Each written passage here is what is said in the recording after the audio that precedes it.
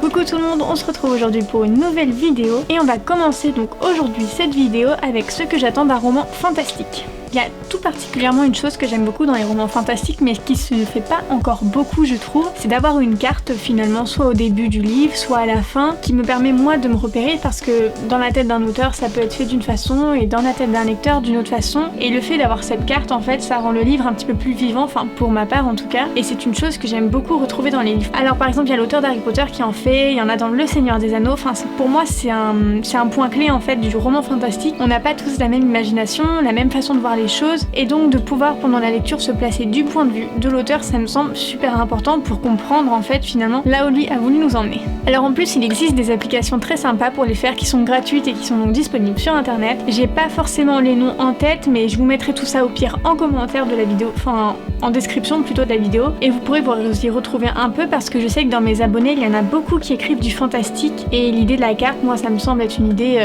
vraiment super quoi, enfin ne serait-ce que pour s'y retrouver. Je pense qu'aussi pour un roman fantastique en amont il faut faire un bon plan, donc avec tout ce qu'on attend de la culture, de comment sera notre monde, comment il va évoluer. Alors pour moi aussi il est très important de décrire le système politique, tout ce qui va un peu se passer dans la ville, donc faire un plan en amont parce qu'un roman fantastique c'est quand même un peu difficile à écrire, il faut quand même beaucoup de détails, il faut une grande imagination et je pense que des notes en amont de ce qu'on attend, par exemple la monnaie, comment on veut l'appeler, par exemple s'il y a des sorciers, créer des formules magiques, tout ça, enfin c'est beaucoup de préparation pour après des moments d'écriture géniaux. Donc je sais qu'aussi dans divers romans fantastiques j'ai jamais eu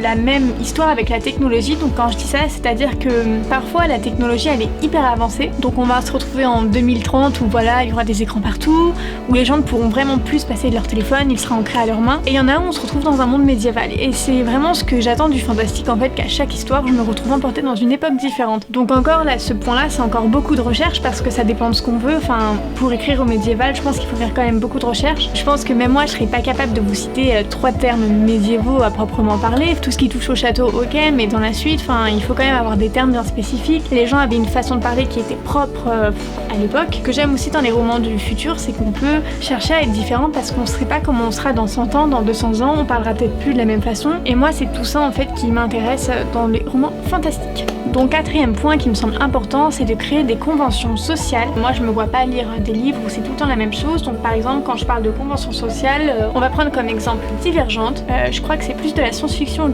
que du fantastique mais c'est l'exemple que j'ai en tête aujourd'hui. Chaque jeune entre guillemets est censé rejoindre une faction et donc ça c'est une convention sociale parce que c'est un fait obligatoire. La part de surnaturel dans le roman est aussi très importante, enfin je pense qu'il faut trouver un juste équilibre. Il y a des romans où c'est trop, par exemple un roman que j'avais lu récemment, Les Étoiles de Nos Aides, il y a un des tomes où pour moi il y a beaucoup trop de surnaturel alors que tous les autres sont super bien dosés, on rentre dans l'histoire et je pense que oui il peut y avoir une part de surnaturel, donc des garous, des vampires, mais pas que, donc des gobelins, enfin tout ce que vous pouvez connaître, mais je pense que ça doit pas empiéter sur toute l'histoire parce que finalement c'est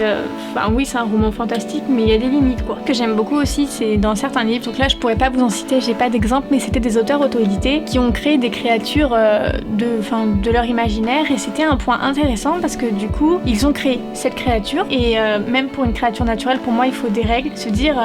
ils ont tous par exemple des grandes griffes, ils ont tous des grands pieds, ils sont tous verts, enfin des règles nous permettent de mieux identifier le personnage. Il faut aussi bien décider donc des motivations des personnages principaux, par exemple je pense au roman d'Isabelle Maurossire Les Citadelles que j'ai lu et vous pouvez retrouver mon avis donc sur YouTube directement, et son personnage principal avait un but précis, des motivations précises et en fait c'est ça qui donne tout un sens à l'histoire. Enfin pour moi il faut pas faire du fantastique pour du fantastique, il faut que le personnage ait un vrai but qui nous emmène avec lui dans sa quête parce que finalement le fantastique c'est une histoire de quête. Donc par exemple moi je pense au roi Arthur qui cherche le Graal et c'est vraiment la première idée qui me vient en tête. Pour moi l'idée aussi d'avoir un mentor c'est important dans un livre, enfin pas forcément que dans le fantastique mais c'est dans ce domaine là où je vois le point culminant. Par exemple l'idée du mentor est très présente dans Star Wars avec Luke qui a Yoda. Pour moi il est aussi important d'inclure donc un antagoniste dans l'histoire, sinon le personnage ne peut pas évoluer et il n'a pas vraiment de quoi se confronter, enfin il n'a pas vraiment quelque chose pour se confronter ou quelqu'un. Par exemple l'antagoniste n'est pas forcément réel, ça peut être des petites quêtes dans sa vie, des petits problèmes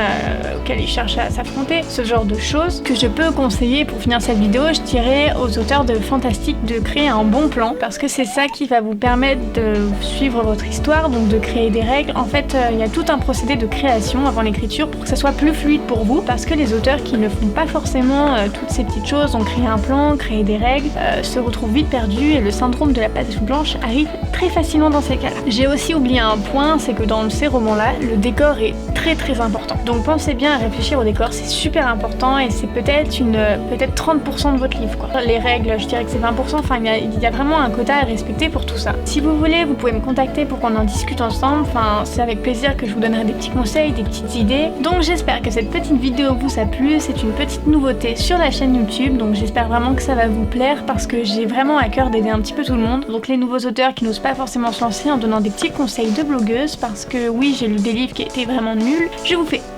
1000 bisous et abonnez-vous!